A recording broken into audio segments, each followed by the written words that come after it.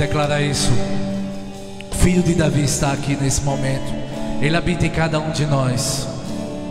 Vamos pedir ao Senhor que possamos sentir fortemente da sua presença. Sei que estás aqui, posso sentir o teu calor.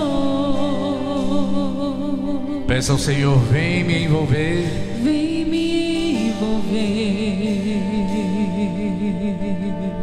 me constranger com seu amor. Sei que estás aqui,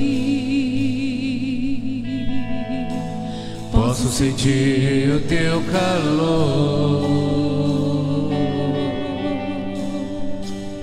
Vem me envolver, me constranger com seu amor. Filho de Davi, filho de Davi, tem compaixão de mim. Toca nos teus olhos, faz as escamas cair. Filho de Davi, tem compaixão de mim.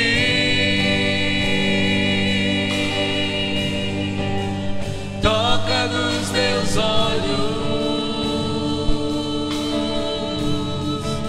pois quero te ver, te ver. Quero te ver, te ver. Quero te ver.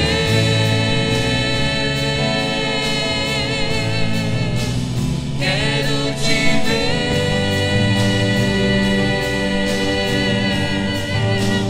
Toca nos meus olhos, pois quero te ver, te ver. Quero te ver, te ver. Quero te ver.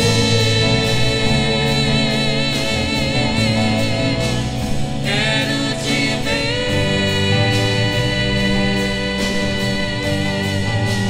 Toca nos meus olhos, pois quero te ver. Sei que estás aqui, sei que estás aqui. Posso sentir o teu calor. Vem me envolver, me constranger com seu amor. Sei que estás aqui, posso sentir o teu calor. Vem me envolver, me constranger com seu amor. Filho de Davi, filho de Davi, tem compaixão de mim.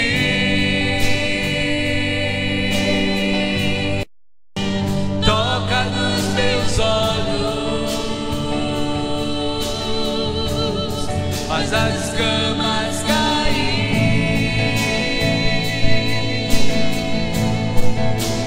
Filho de Davi,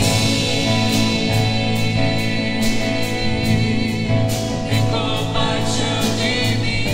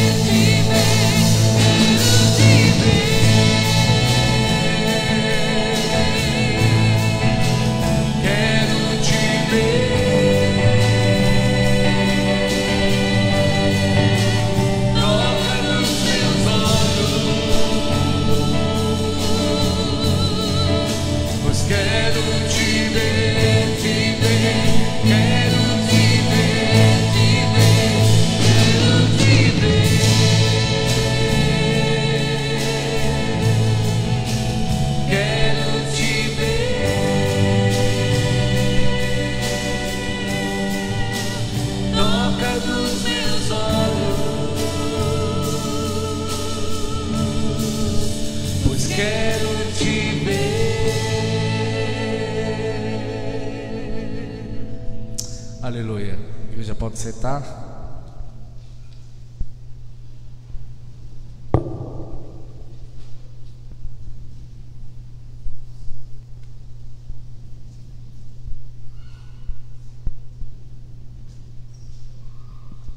Que o Senhor Jesus possa realmente estar abrindo nossos olhos espirituais para enxergarmos a sua vontade em nossas vidas.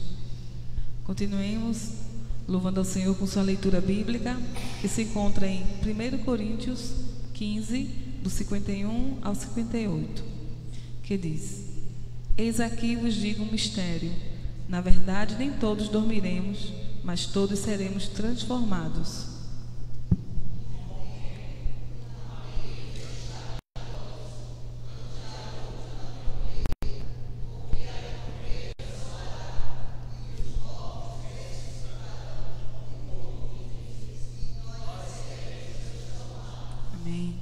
Porque convém que isto que é corruptível se revista da incorruptibilidade, e que isto que é mortal se revista da imortalidade.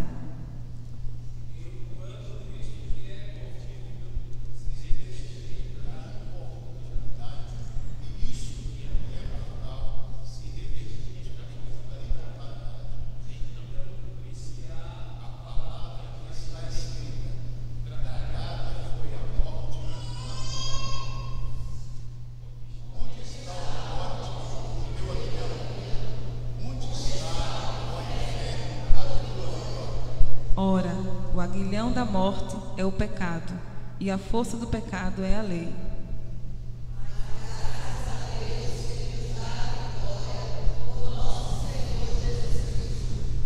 Portanto, meus amados irmãos, sede firmes e constantes, sempre abundantes na obra do Senhor, sabendo que o vosso trabalho não é vão no Senhor. Glórias ao Senhor pela sua palavra. Vamos louvar a Deus com o hino congregacional Trabalho Cristão. Vamos colocar de pé, igreja, louvando este hino ao Senhor.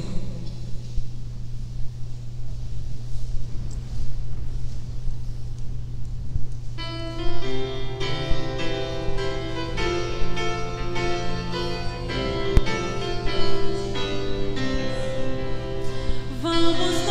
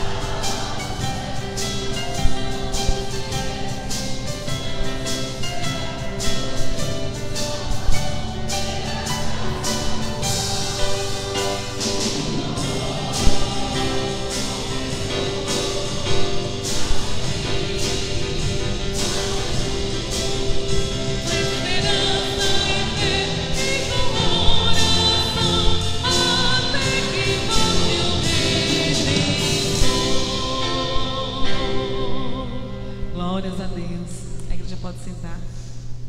Que possamos estar louvando ao Senhor com alegria, né? Vamos trabalhar para o seu reino com alegria. Muitas vezes estamos cansados do nosso dia a dia, do nosso trabalho, faculdade e as demais obrigações.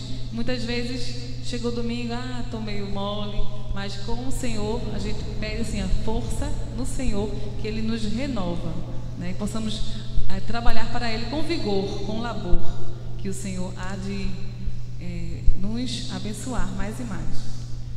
Vamos agora ter um momento de dedicação de vidas e bens, e aí com o instrumental.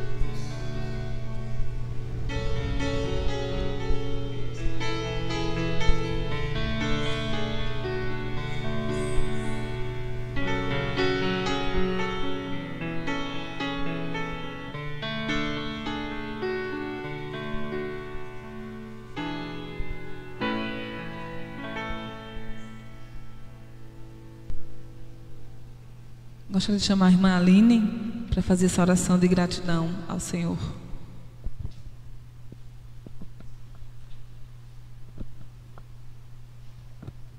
Oremos. Senhor Deus e Pai, te agradecemos por estarmos aqui na Tua casa, Pai, em mais esse domingo, Deus. Te agradecemos pela vida de cada um aqui, Deus, pelos livramentos, Senhor, que Tu nos deste essa semana, Senhor, porque Tu cuidas de nós todos os dias, Deus. Te agradecemos por nos dar a vida, Pai, por nos dar dons, Pai, para Te servir cada dia melhor, Deus, e que possamos ter a consciência de que isso tudo é para a Tua glória, Pai. Que esses dízimos que foram ofertados aqui, Senhor, sirvam para o crescimento do Teu reino, Pai, o engrandecimento do Teu nome nesta igreja e nesse bairro, Pai, que nós possamos ser instrumentos, Deus, em nome de Jesus. Amém.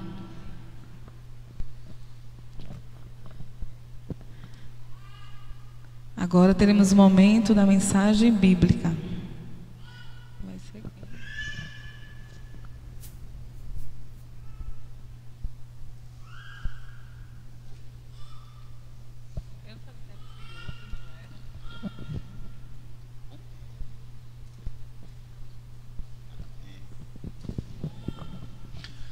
A paz do Senhor Jesus seja com todos. Bom dia, os amados irmãos, amigos, aqueles que nos assistem no canal, nas mídias sociais, na verdade, nos canais. Hoje nós já estamos transmitindo em vários canais, o Facebook, o YouTube, e o Instagram, outras mídias. Então louvo a Deus pela vida de todos vocês que estão também nos acompanhando nesse momento. Uma boa parte das famílias que ainda estão em viagem, ainda estão terminando o seu tempo de férias, mas têm se comunicado nos canais e têm dito que têm acompanhado. Que coisa boa, não é? E louvamos a Deus. Eu creio que hoje à noite já teremos boa parte das famílias de volta ao convívio que nós temos aqui dominicalmente e também nas quartas-feiras. Então louvo ao Senhor por esse momento. Deus abençoe a vida de cada família aqui, filhos. Queridos, nós temos orado ao Senhor, pedindo a Ele que cuide verdadeiramente daqueles que estão clamando pelo seu nome, e em especial aqueles que estão passando por dificuldades na sua saúde.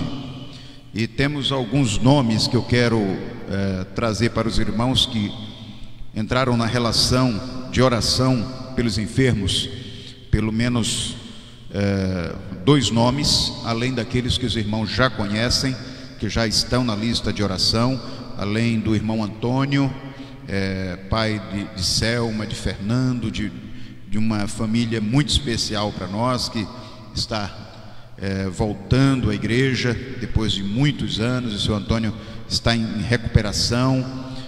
Nós temos também a irmã Rose, a esposa do irmão André, e a Rose está ali no Hospital Português desde o meio da semana. Foi acometida por uma infecção respiratória e está no Hospital Português, e certamente está também nos acompanhando nesse momento. Então, temos orado, pedido a Deus que cure ela e que ela esteja no nosso meio o mais rápido possível. Então, você, Rose, filha do coração, nós estamos orando por você, tá bom? Logo mais estarei também ali com a Rose, visitando ela. Além da Rose, tivemos ontem a informação do internamento da irmã Snar, a mãe do irmão Ricardo e esposa de Edna, tá certo? Ela foi acometida também, tudo indica, pelo diagnóstico inicial, de um AVC, e está no Hospital São Marcos, tá? Então também passaremos por lá agora pela manhã ou à tarde para ver a nossa irmã, orar com ela também, tá certo? Então, algumas pessoas novas nas listas de enfermos, e eu gostaria de que nós estivéssemos realmente intercedendo por cada uma delas, tá bom? Então, a irmã Snar e a irmã Rose, 2 nomes que estão entrando nessa lista, além daquelas que vocês já conhecem, tá certo? Irmã Karina se recuperando, irmã Josefa, irmão Arão, Rubenita e tantos outros que nós lembramos, alguns que não mencionei agora, mas certamente os irmãos conhecem, tá certo? Irmã Aline está se recuperando também de uma cirurgia que fez, mas está bem, tem frequentado já algumas programações nossas, mas também carente das orações para que seja uma recuperação plena, tá certo? Em nome de Jesus. Vamos agradecer a Deus nesse tempo pela vida dessas pessoas, pelo momento que vamos ter, mais um momento de estudo da palavra de Deus. Vamos orar juntos agora. Pai querido, obrigado mais uma vez pelo privilégio que nós temos de estar aqui nessa casa de oração, juntos, intercedendo uns pelos outros, falando com o Senhor, agradecendo ao Senhor por tudo que já temos experimentado e clamando também ao Senhor que possa estar agindo no nosso meio de uma forma plena, trazendo entendimento, trazendo sabedoria, trazendo cura, trazendo alegria sobrenatural para a vida de cada um, Pai.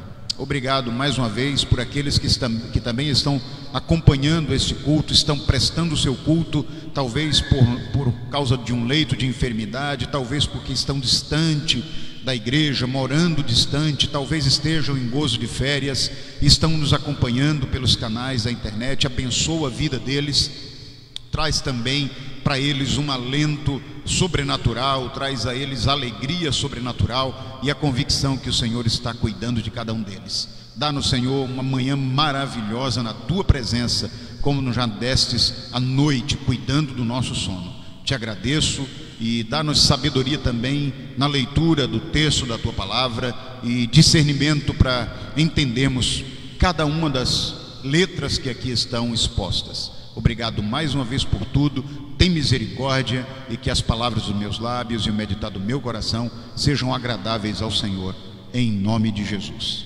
Amém? Queridos, eu gostaria de lembrar agora, porque temos um determinado público, algumas pessoas que estão no culto da manhã, mas têm dificuldade de vir no culto da noite. Então eu quero lembrar aos irmãos o musical infantil que será apresentado no próximo domingo à noite, musical da nossa equipe infanto-juvenil, e vai estar ministrando a história das 3 árvores, tá? Aqueles que estão nos acompanhando pela internet certamente vão ver já aí na tela a história das 3 árvores, e você vai certamente receber lá na frente. Nós temos os convites e você pode entregar para as famílias que têm crianças, têm adolescentes, e você vai poder fazer esse convite para eles. Próximo domingo, na parte da noite, nosso culto noturno, estaremos enviando, estaremos oferecendo a Deus o nosso culto através do musical infantil, a história das 3 árvores, tá certo? Então traga suas crianças, sobrinhos, netos, para que eles possam ver de uma forma lúdica, mas de uma forma fidedigna, o que é o amor de Deus através da canção, através da arte, tá certo? Vamos celebrar o Senhor com as nossas crianças. Então, próximo domingo, dia 5, às 18 horas, aqui no nosso templo, aqui no nosso edifício sede. Ok, filhos, estamos estudando a segunda carta do apóstolo Paulo aos Coríntios. Gostaria de convidá-los a abrirem suas Bíblias na segunda carta do apóstolo Paulo aos Coríntios.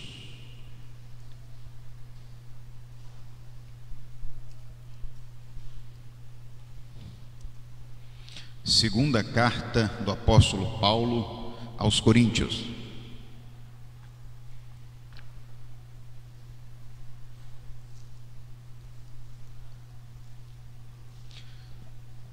Nós começamos a estudar no domingo próximo passado, pela manhã, essa carta, e trouxemos algumas informações, uma panorâmica deste momento do apóstolo Paulo. E o apóstolo Paulo escreveu sua primeira carta, 16 capítulos na nossa Bíblia. Ela foi dividida em 16 capítulos, e esses capítulos falam de assuntos diversos, mas principalmente da questão disciplinar da igreja e da questão cultual da igreja. E isso chamou muita atenção a todos nós, e nós começamos a entender claramente o que é que Paulo, quais as dificuldades que o apóstolo Paulo enfrentava na direção daquela igreja. E principalmente a questão cultual e disciplinar se dava porque no meio daquela igreja, muitos homens que eram adversários claros, eram adversários declarados do apóstolo Paulo, estavam inseridos e ministravam fortemente contra a pessoa do apóstolo Paulo. Uma das coisas que eles alegavam era sobre a não autoridade do apóstolo Paulo, que ele não teria autoridade apostólica, porque se nós estudarmos ali o livro de Atos, nós podemos ver quais eram as credenciais para se tornar um apóstolo de Cristo.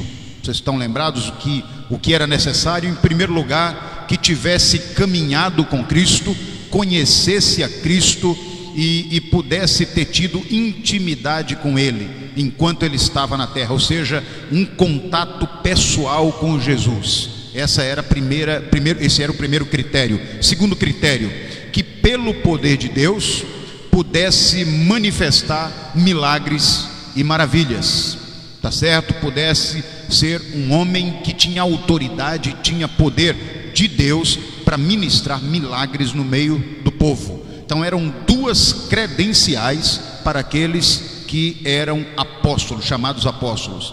E uma das coisas que aquela igreja, a igreja de Corinto, questionava o apóstolo Paulo é porque ele não tinha andado com Jesus.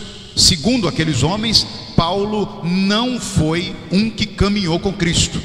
E aí Paulo defende a sua apostolicidade, dizendo: olha, não fui como os demais apóstolos, eu fui como um filho chamado fora de tempo, mas eu tive intimidade suficiente com Cristo, porque eu posso usar de forma metafórica aqui, eu literalmente fui derrubado do cavalo pela palavra de Jesus, não é? E ele diz: na estrada de Damasco eu tive o meu encontro pessoal com Cristo.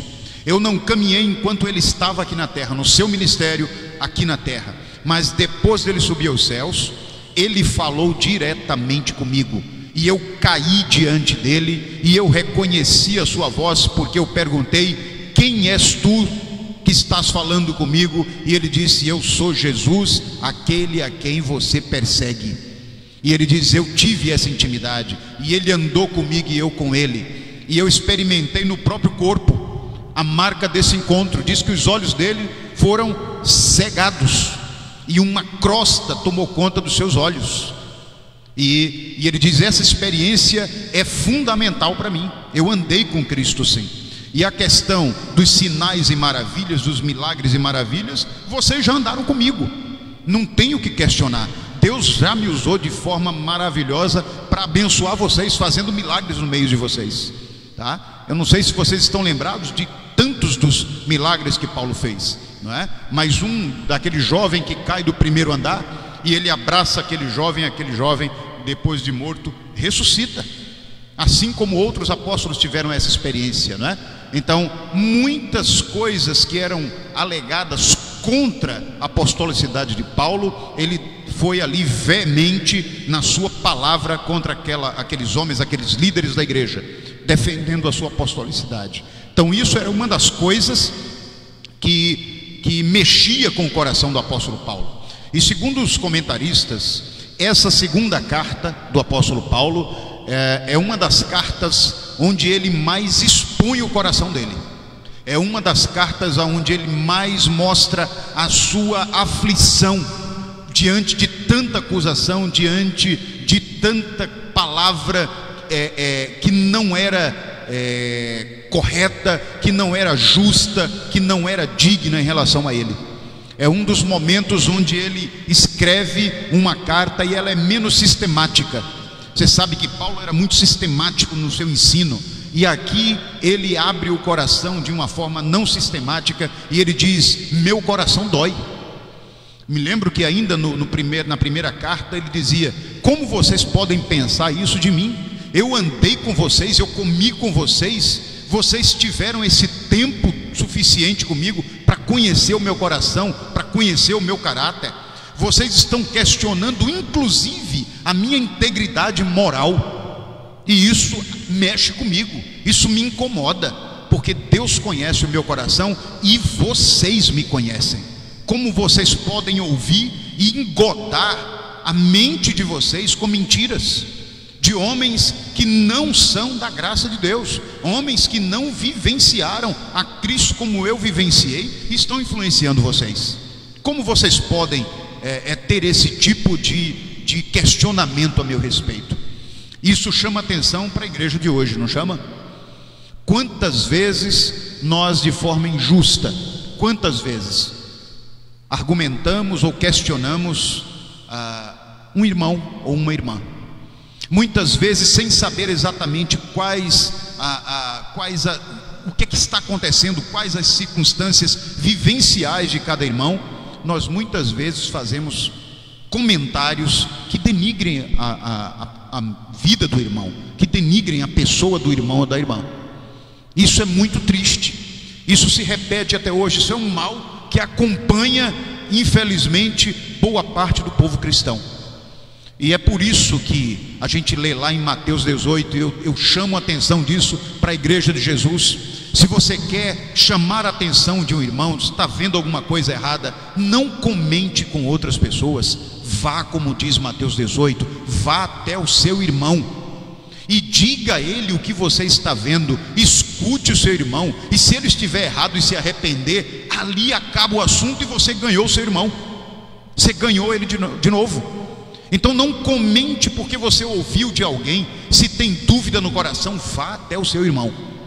Mas a gente tem um problema, a gente tem dificuldade de fazer o que Paulo está fazendo aqui, de dizer claramente a irmãos, através de uma carta pública, qual é o pensamento dele, e argumentar a respeito da sua fé, e dizer: não é assim que funciona. Nós geralmente temos dificuldade em ir ao outro e ser transparente. É um problema, isso é muito sério. A gente não tem coragem porque acha que vai perder a amizade muitas vezes quando a gente confronta o outro. E não sabe, filho, ou não sabemos, filhos, que quando a gente confronta em amor, essa amizade é fortalecida e não perdida. Quando a pessoa sabe que você não está ali tendo aquela conversa só para julgar, sem o mérito da questão, você não está ali apenas com informação, você está com conhecimento de causa, aquela amizade não será abalada ao ponto de você perdê-la. Você pode até entender o que diz em Hebreus, que pode acontecer naquele momento, porque quando a gente não está pronto para uma disciplina, para ser confrontado, diz Hebreus, que no momento da disciplina você pode até se entristecer, você pode até ficar insatisfeito, você pode até espernear, mas depois, na sua reflexão, isso vai gerar fruto de justiça e de paz no seu coração. Entende? A gente pode até experimentar algo na hora um pouco difícil, mas se você vai com a intenção de ganhar o seu irmão, e não apenas de acusar o seu irmão, mas de dizer a ele o que você está sentindo, que você quer vê-lo restaurado, que você o ama e que faz isso de forma transparente, não tem como você dar amor e receber algo diferente. No momento ele pode espernear, mas depois vai gerar fruto de justiça e de paz. E a igreja do Senhor precisa aprender isso. Quando a gente aprender a ser transparente, quando a gente aprender a dizer a verdade, quando a gente aprender a não ter medo de dizer ao irmão o que a gente está sentindo, a igreja vai se libertar de algo que é uma ferida terrível no meio dela, é um câncer no meio dela, a fofoca. Você entende?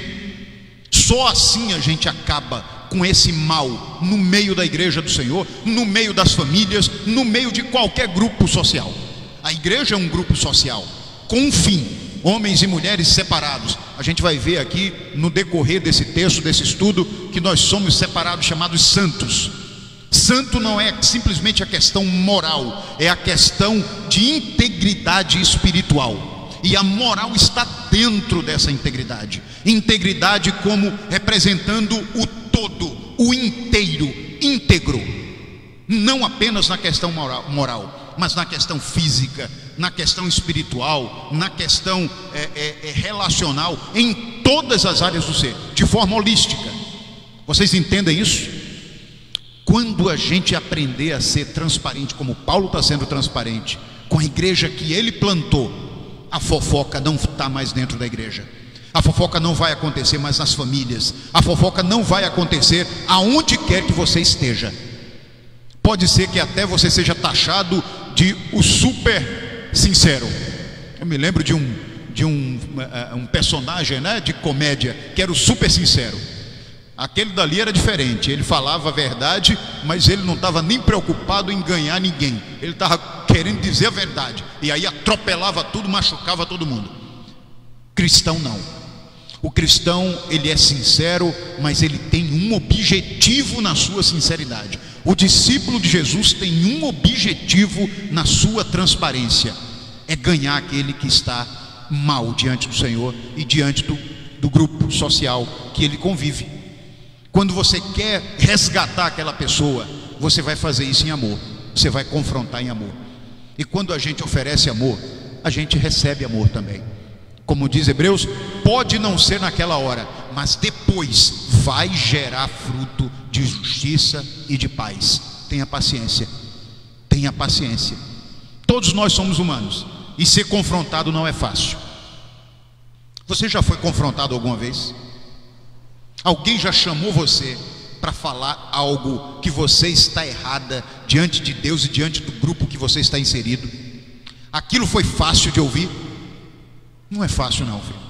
Ser confrontado mexe com a gente, porque nós temos uma coisa chamada percepção turva. Nós temos dificuldade em reconhecer a nós mesmos as nossas fragilidades.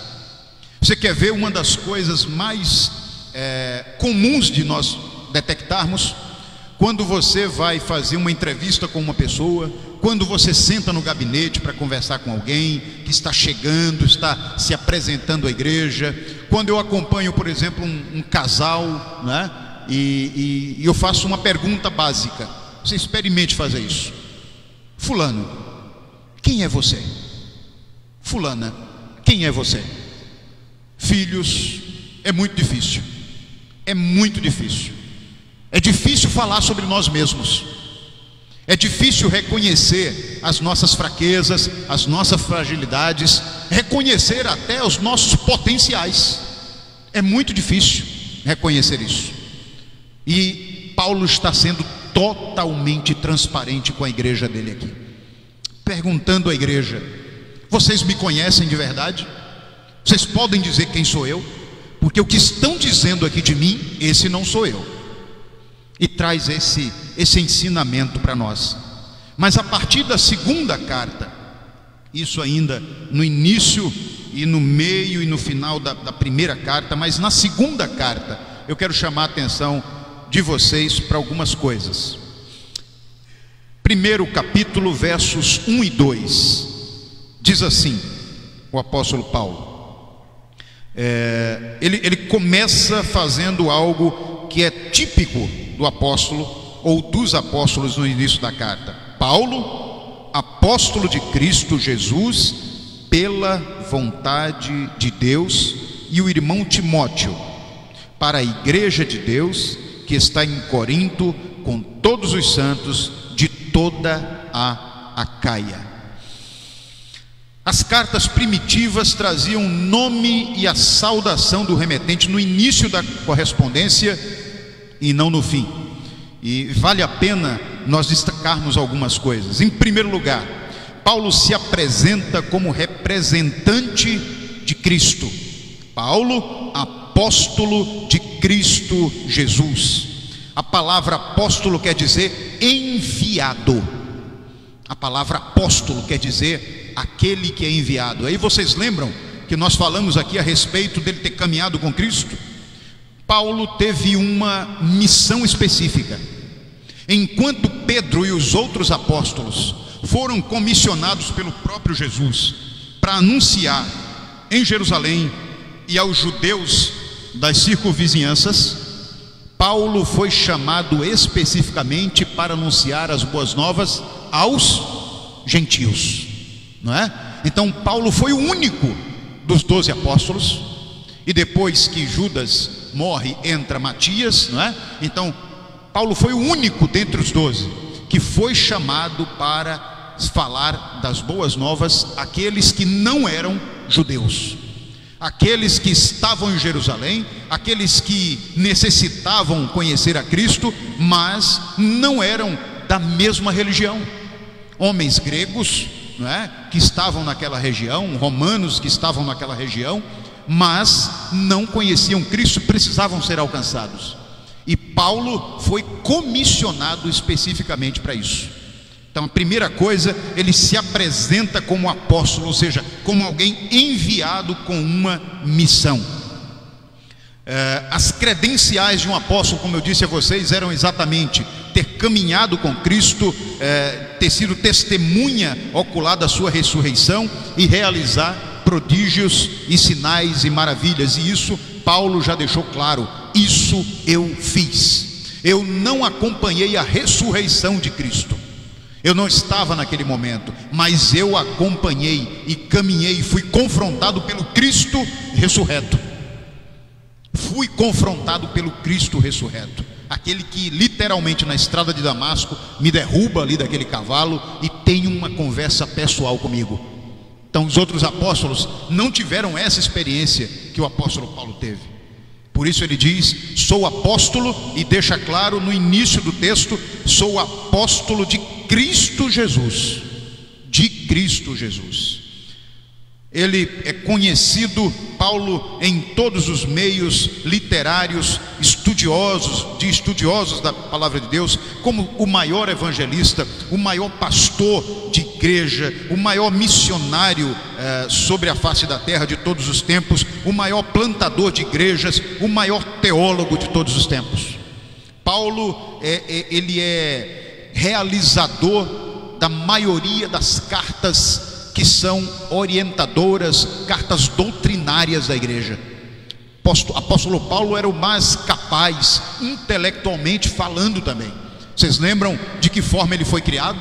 Diz que desde jovem, desde criança, foi selecionado, e era difícil ser um talmidim naquela época, né? Ou seja, alguém que acompanhava o mestre de perto. Ele foi selecionado para fazer parte da escola de Gamaliel, um dos grandes eruditos daquela época. E ele diz: do dos fariseus eu era o mais zeloso. Eu tinha entendimento, tinha conhecimento e caminhava aos pés de Gamaliel. E que vocês sabem quem é Gamaliel, um homem conhecedor das Escrituras. Então eu era capaz em todo o tempo. Uma outra coisa que chama atenção logo nas primeiras frases desse primeiro verso é que Paulo demonstra a sua convicção de chamado. Eu não fui chamado por acaso nem por qualquer pessoa para falar aos gentios, não é? Paulo não havia constituído a si mesmo como apóstolo. Olha o que ele diz: Paulo, apóstolo de Cristo Jesus, pela vontade de quem? De Deus. Não foi pela minha vontade que eu comecei a pregar as boas novas do Evangelho. Eu fui chamado por Cristo, confrontado por Cristo, transformado por Cristo, mas tudo isso pela vontade do próprio Deus. Foi Ele que determinou isso, para que Jesus me chamasse e me comissionasse. Ele foi claro. Paulo não havia constituído a si mesmo como apóstolo, nem estava desempenhando o apostolado por indicação humana. Sua vocação tinha origem na própria vontade de Deus. Na própria vontade de Deus. Terceira coisa que chama atenção no início desse texto: Paulo se dirige à igreja de Deus. Isso é fundamental. Quando ele diz aqui, ainda no capítulo 1, versos 1, Paulo, apóstolo de Cristo Jesus, pela vontade de Deus, e o irmão Timóteo, para a igreja de Deus que está em Corinto, com todos os santos de toda a Acaia. Sabe a primeira coisa que chama atenção aqui? É que a igreja não é do pastor Joésio, a igreja não é de nenhum chamado dito apóstolo, intitulado nos dias de hoje. A igreja não é de nenhum de nós aqui. A igreja é de Deus. A igreja é dele.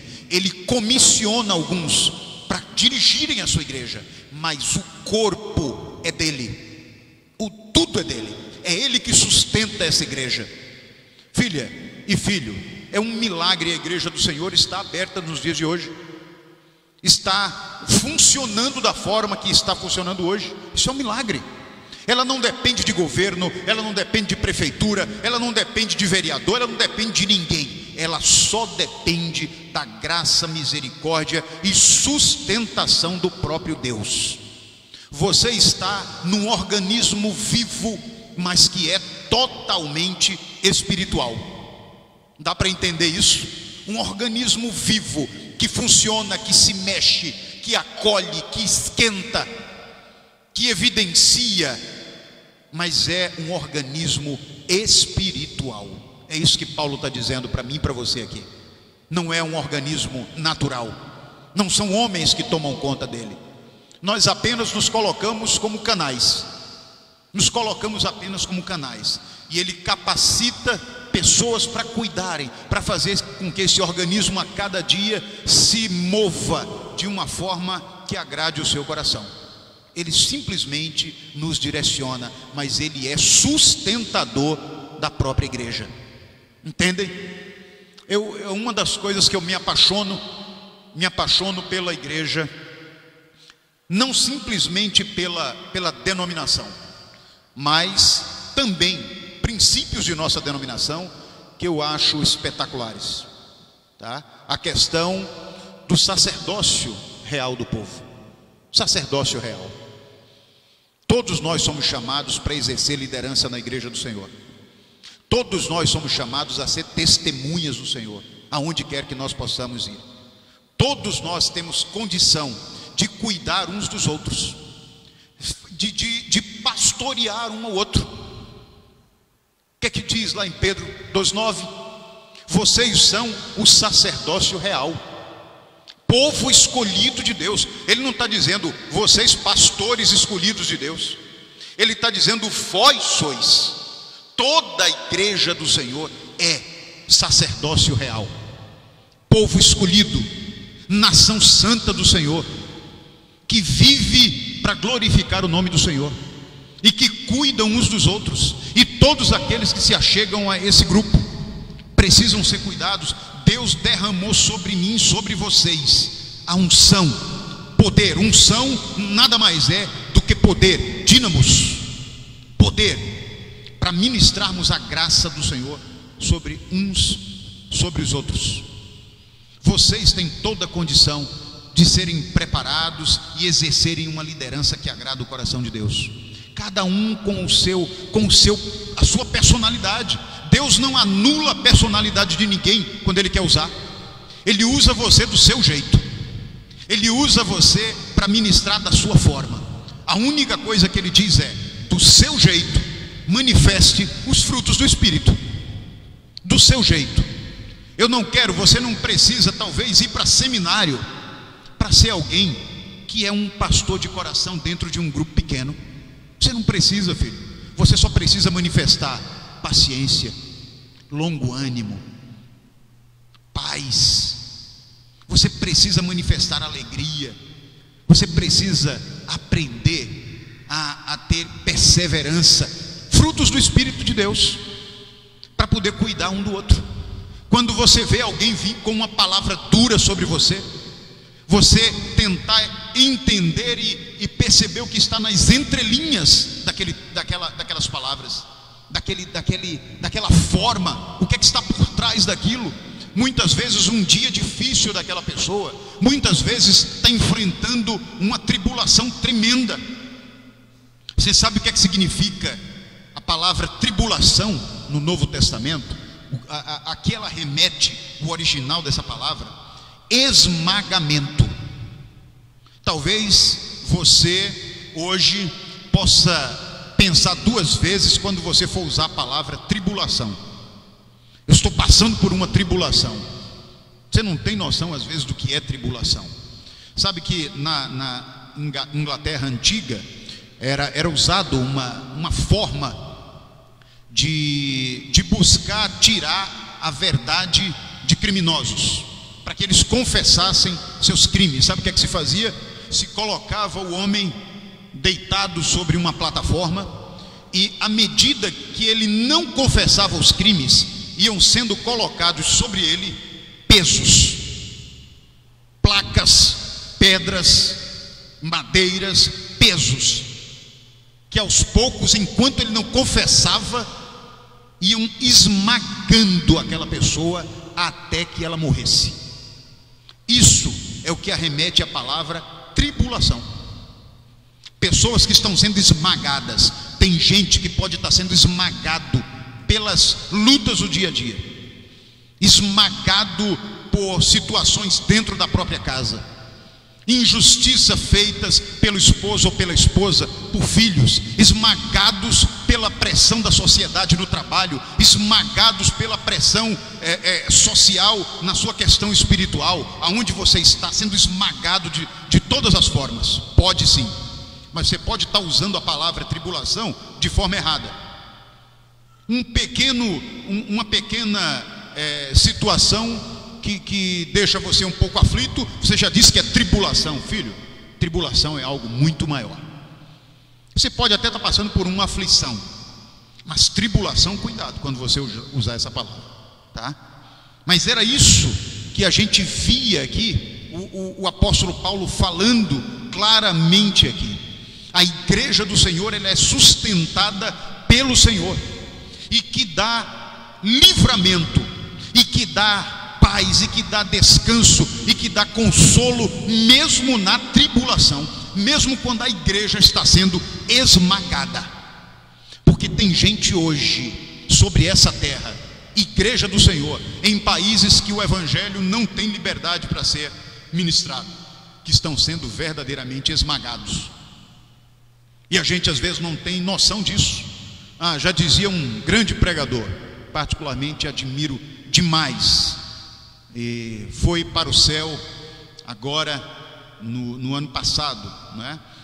Pastor Russell Shedd, servo de Deus, e ele dizia: olha, a igreja só vai entender o que é tribulação quando seus líderes começarem novamente aqui no Brasil a serem queimados em praça pública, como em alguns lugares já são. O Brasil diz que passa por tribulações, mas o Brasil ainda não sabe o que é tribulação. Mas vai chegar o tempo que isso vai acontecer, porque a igreja do Senhor tem clareza no entendimento do texto bíblico, que diz: no final dos tempos será nação contra nação, reino contra reino, pai contra filho, filho contra pai, irmão contra irmão. Você já pensou o que é isso? Ser esmagado por alguém que você ama. Isso vai ser a igreja perseguida do Senhor. Essa é a realidade. Pode não ser na nossa geração, mas os nossos filhos podem ver. Pode não ser na geração dele, mas nossos netos verão. Porque a palavra do Senhor diz que tudo passará, mas as palavras dele não hão de passar. A gente acredita nisso. É nesse Deus que nós nos movemos, é nesse Deus que nós existimos. Entendem? E ele continua. Paulo dirige-se à igreja do Senhor. A igreja, ela tem um dono absoluto, ela é de Deus, não é nossa, nem da nossa denominação, ela é de Deus. Onde há pessoas lavadas no sangue do Cordeiro, adorando Deus vivo, ali está a igreja do Senhor. A palavra nos diz que aonde estiverem 2 ou 3 reunidos em nome de Jesus, com o objetivo de glorificar o nome de Jesus, homens e mulheres que se convertem a cada dia dos seus maus desejos, dos seus maus pensamentos, das suas más atitudes, ali estará a igreja do Senhor. Você é a igreja do Senhor? Você tem se colocado como uma igreja que a cada dia aprende do Senhor e é ministrada por Ele? Nós somos desafiados a isso, filhos, todos os dias, sermos igreja maravilhosa do Senhor. Mas o apóstolo Paulo, ele no primeiro verso, ele já fala algo tremendo. Observa, Paulo roga as bênçãos mais excelentes sobre a igreja. O verso 2 diz exatamente: agora, para vocês, a graça e a paz da parte de Deus, nosso Pai, e do Senhor Jesus Cristo. Que coisa linda, a essência da salvação, a paz e a graça. Alguns estudiosos trazem um resumo da graça e a paz. Ele diz: olha, a graça tem a ver com a atitude de Deus diante de homens e mulheres que de forma imerecida recebem a salvação. E recebem a salvação onde? Em Cristo Jesus. A graça tem a ver com a disposição de Deus em entregar o seu Filho por mim e por você. Entregar Jesus. E a paz, você sabe o que é? É algo que se manifesta de forma sobrenatural na vida de todo aquele que recebeu a graça. Ou seja, não há paz sem graça, e sem graça não há paz. Que coisa maravilhosa, né? Todo aquele que entende e que toma posse da graça de Deus, que é imerecida, porque eu erro todo dia, você erra todo dia, e mesmo assim Deus, pela sua grande graça, imensurável graça, Ele entrega seu Filho Jesus por mim e por você. E depois que nós recebemos essa graça e nos tornamos recipiente dela, que essa graça entra em nós. Estão lembrados que falamos sobre isso domingo passado? O recipiente da graça, o que é um ambiente de graça. Depois que eu estou aqui dentro, eu sou esse vaso de barro, e quando ele é cheio da graça de Deus e ela transborda, ela contagia todos que estão ao redor, e isso se manifesta através da paz. Quando a gente está cheio da graça, cheio de Jesus, a gente experimenta paz que excede todo entendimento. Paz. Mesmo na tribulação, a gente experimenta paz. Mesmo sendo esmagados, experimentamos paz. Mesmo vivendo aflições, experimentamos paz. E aí você pode dizer: mas pastor, então tem alguma coisa errada comigo, porque na mínima aflição, não precisa nem de esmagamento, eu não sinto paz não, eu fico mal. Eu digo, pois é. Então a gente precisa entender quando a Bíblia diz que nós precisamos permitir que a cada dia seja aperfeiçoado dentro de nós o amor de Deus. Como é que a gente aperfeiçoa? Como é que a gente permite isso? Como é que a gente experimenta a boa, perfeita e agradável vontade de Deus? Todos os dias pedindo a Ele que se manifeste para nós, pedindo perdão pelos nossos pecados, pelos nossos erros, e não voltando a errar mais. Lembram daquela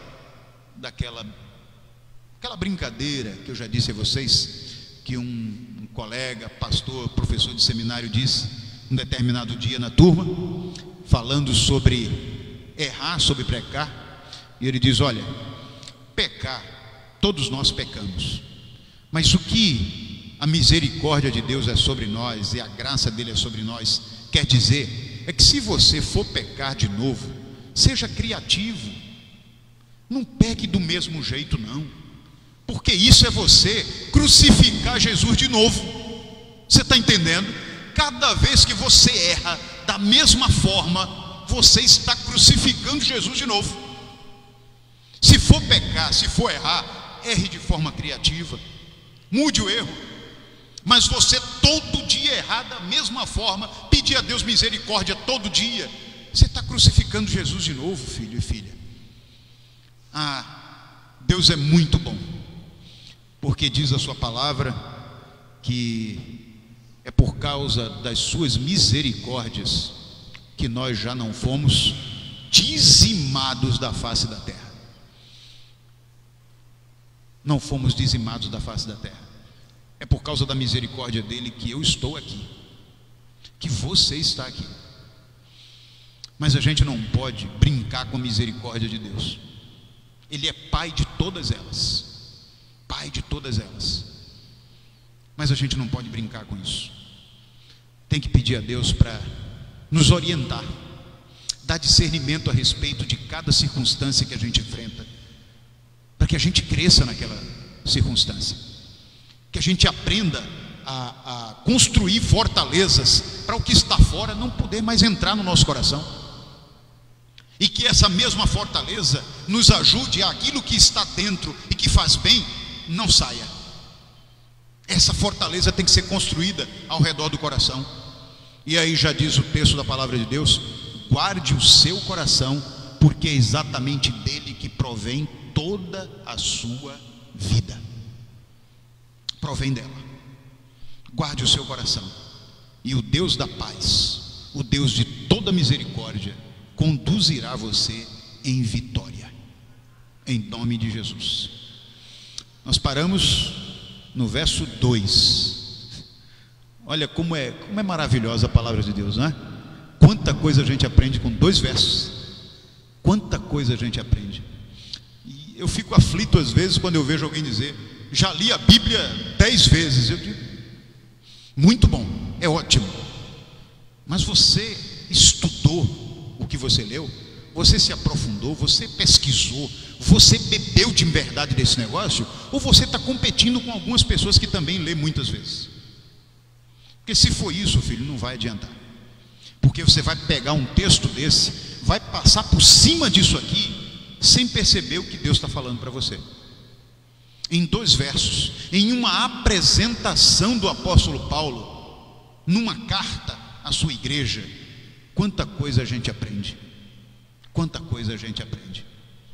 Estude a palavra de Deus, cresça na palavra de Deus, e Ele vai tornar a mim e a você a cada dia participantes de um corpo forte, cheio de sabedoria, que não vai permitir se desviar nem para a esquerda nem para a direita, porque o nosso alvo tem sido Cristo e nós temos nos guiado por esse alvo. Ele é o nosso farol. É isso que a gente tem que buscar a cada dia. Essa é a igreja forte do Senhor, essa é a igreja relevante do Senhor. Amém?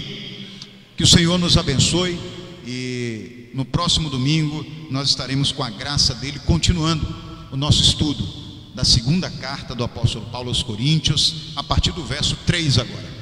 Tá bom assim?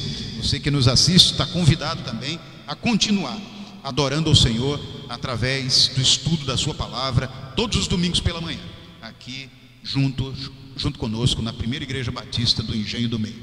Que o Senhor nos abençoe. Vamos orar ao Senhor? Vamos agradecer a Ele por esse tempo?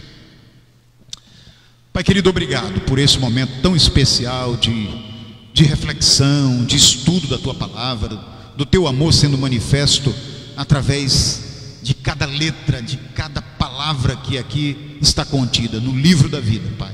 No livro que traz para nós a direção de como caminhar nesse mundo que nós não fomos criados para estar permanentemente. Aqui é uma passagem. O Senhor diz que nós somos forasteiros aqui, mas enquanto estamos aqui, esse livro, a Tua palavra revelada, tem trazido vida a nós, e nós queremos aproveitar cada momento para aprender mais o Senhor. Obrigado por cada família representada aqui, obrigado por cada irmão, cada irmã. Cuida daqueles que estão necessitando da Tua mão curadora, o Jeová Rafá, médico dos médicos. Senhor, traz paz ao coração do aflito, do angustiado, daquele que sente que está sendo esmagado, como diz a palavra tribulação. Que o Senhor possa dar alívio, que o Senhor possa dar livramento, que o Senhor possa dar restauração a cada um, Pai querido.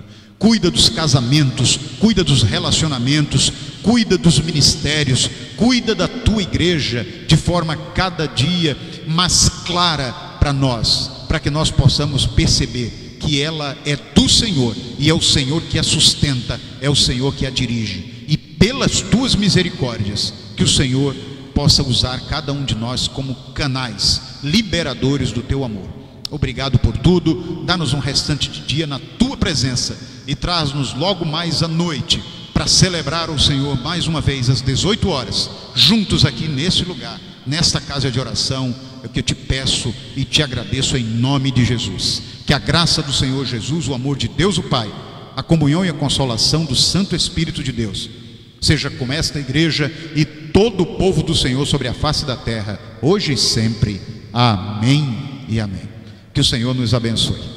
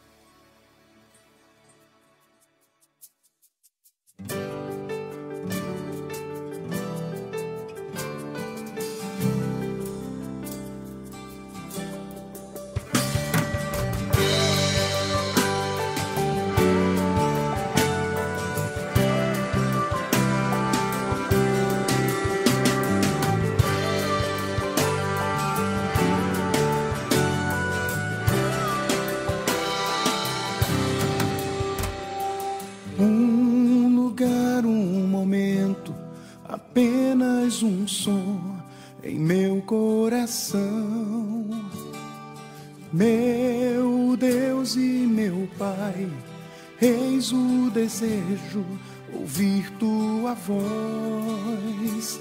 Primeiro te ouvir, realmente te conhecer, experimentar a intimidade que um filho anseia ter.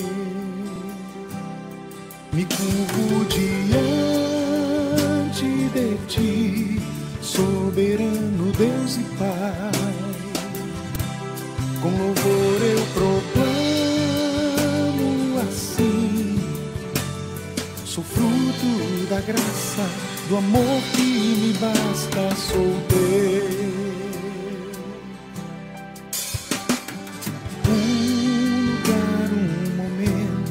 Apenas um som em meu coração.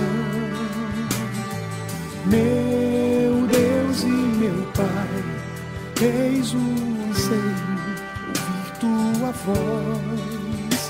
Primeiro te ouvir, realmente te conhecer,